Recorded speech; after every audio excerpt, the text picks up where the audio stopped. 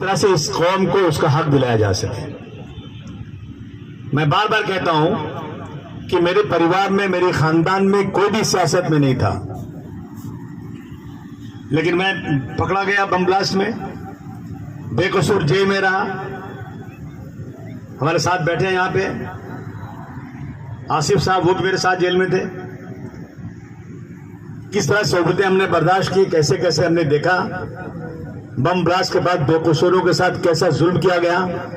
कोई बचाने वाला नहीं था, कोई पूछने वाला नहीं था, कोई डेलीगेशन जाकर मुख्यमंत्री से ये कहने वाला नहीं था उस वक्त कि ये जुल्म हो रहा है। तो मैं जेल में रहने के बाद अल्लाह से दुआ करता था, या अल्लाह मैं कारोबारी तो हूं, लेकिन निकलने के बाद मैं सिर्फ और सिर्फ एक सियासत करूंगा ताकि मैं इन लोगों को कफरे किरदार तक पहुंचाने की ताकत पैदा कर सकूं। बाकी मेरा कोई मकसद नहीं था। और आपको रोक दिया जाए, सच्चाई आपसे छीन ली जाए, आपको खुशामद करने के लिए मजबूर किया जाए, ऐसा तो नहीं चलेगा। हमारे नाम में विद्रोही है, क्यों है? इसके वजह है विद्रोही नाम है मेरा, विद्रोह काम है मेरा। मिटा दो जुल्म की हस्ती, यही पैगाम है मेरा। जुल्म को मिटाना चाहिए। जुल्म किससे होता है? और जुल्म सहना भी जुल्म करने के बराबर होता है। आज हम अपने बच्चों को क्या सबक देते हैं? बेटा जमाना खराब है। कौन सा जमाना खराब है? क्या आज हम भी गारे हरा में नमाज पढ़ रहे हैं? क्या आज भी अजान छुप कर दे रहे हैं? क्या आज हमारी बातें दबाई जा रही हैं? हम दबने लगे हैं तो ये दबाने लगे हैं, हम सच से हट गए हैं तो ये मिटाने लगे हैं। वो अखलाक को तो देखिए, जिस अखलाक ने गैरों को अपना बनाने का काम किया, आज हमारा अखलाक क्या है कि हम अपनों को गैर बना रहे हैं। इसमें भी फर्क आया, हमें बदलना पड़ेगा। हिंदी का एक शेर है जो हम लोग बहुत बचपन में समाजवादी विचारधारा से जुड़े हुए थे, लोहिया जी के जमाने में इसको कहा करते थे कि गंगा की कसम, यमुना की कसम, ये तहना बाना बदलेगा, रावी की रवानी बदलेगी, सतलज का मुहाना बदलेगा। कुछ तुम बदलो, कुछ हम बदले, तब जाके जमाना बदलेगा।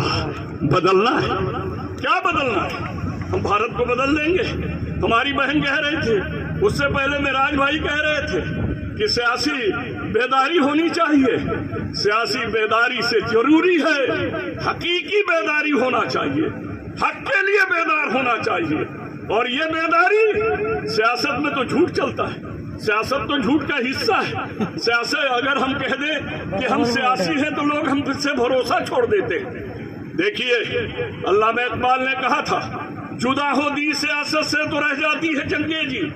दीन सियासत में हो, मगर आज हम दीन में सियासत लेकर चले गए। हमने भी बहुत सी कमियां, हमने अपने माँ बाप की इज्जत छोड़ दिया, हम अपने बुजुर्गों की इज्जत छोड़ दिया है। हम अपने पर देखें, हम बोलते हैं, जरूर बोलते हैं, हमें बोलने की जरूरत नहीं, हमारा किरदार बोलना चाहिए। आज बताइए, हमारा किरदार बोल रहा है? आज हमारा किरदार खामोश है।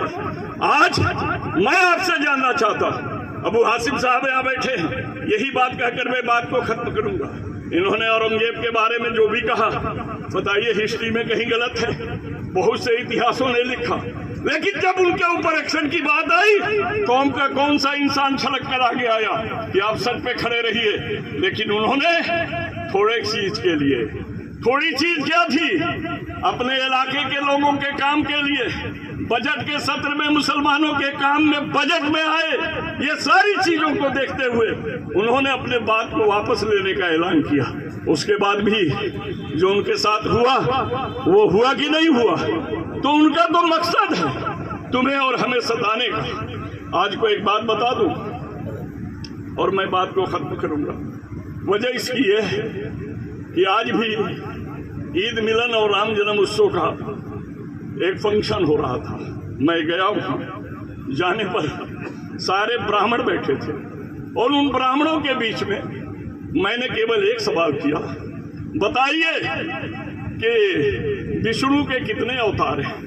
उन्होंने कहा विष्णु के 10 अवतार हैं। तो हमने कहा 10 हो गए क्या?